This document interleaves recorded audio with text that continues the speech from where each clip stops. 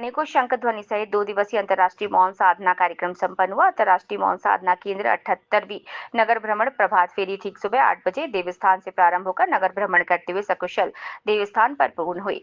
ठीक 10 बजे दिन से अनेकों शंख ध्वनियों में प्रारंभ होकर रात्रि तक ये कार्यक्रम आयोजित हुआ। मौन साधना रोज शाम 6:50 से 7:05 तक 15 मिनट की जाती है।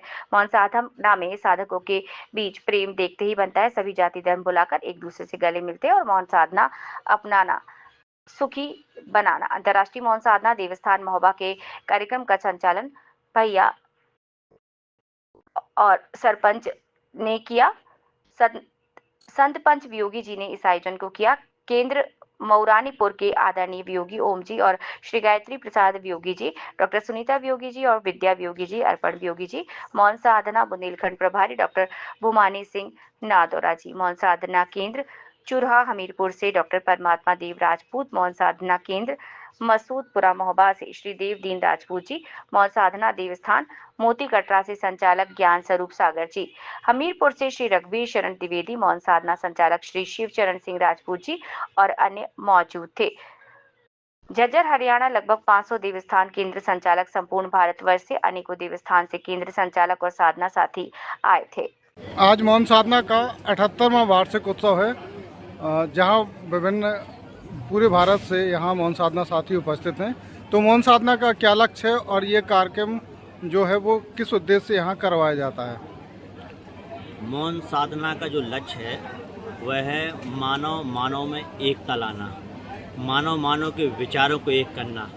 मानव जिस सुख शांति के लिए भटकता है, परेशान होता है, वह सुख और शांति मनुष्य के पास कैसे आए, इसके लिए मौन साधना ही एक उपाय है, जिसमें मनुष्य प्रतिदिन एक निश्चित समय के माध्यम से मौन चिंतन करके अपने आप को नहीं बल्कि पूरे समाज और पूरे देश और पूरे विश्व को सुखी बना सकता है। कैसे बना सकता है? क्योंकि आज आपने देखा है कि धार्मिकता की वजह से बहुत सारे जगह लड़ाई झगड़े हो रहे हैं और धार्मिक लोगों में वैमनस्यता पैदा हो रही है। हर धर्म वाले कहते हैं कि हमारा धर्म बड़ा है, तो मौन साधना से कैसे एकता संभव है?